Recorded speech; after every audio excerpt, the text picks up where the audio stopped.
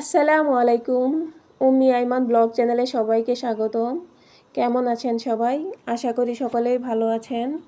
আমরা আল্লাহর অশেষ রহমতে খুব ভালো আছি। বরাবরের মতো আজকে আরেকটি নতুন ব্লগ ভিডিও নিয়ে আপনাদের সামনে হাজির হলাম। আশা করি আপনাদের ভিডিওটি ভালো লাগবে।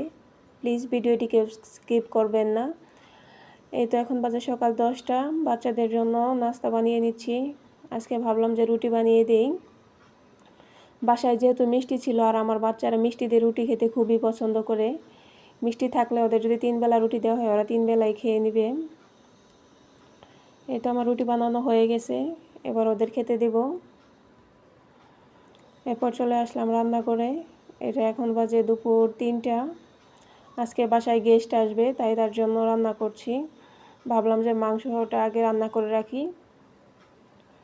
এই তো প্রথমে আমি গরুর মাংসটা ভালোভাবে কষিয়ে নিচ্ছি মশলার সাথে। আলুটাও দিয়ে নিয়েছি।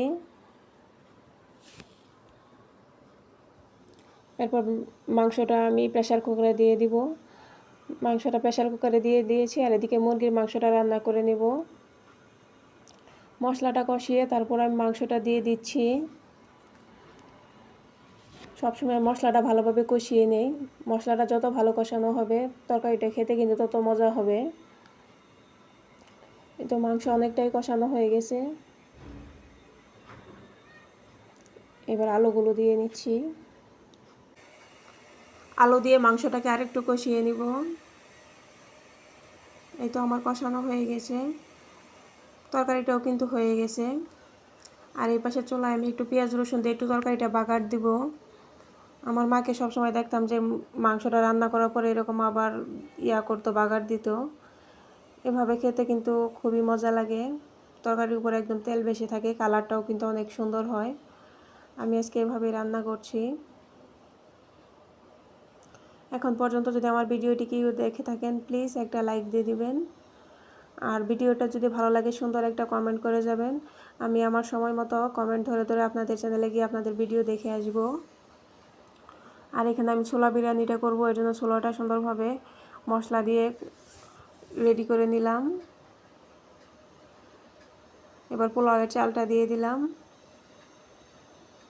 এবার ছোলা আর চালটা একসাথে ভালোভাবে ভেজে নিব।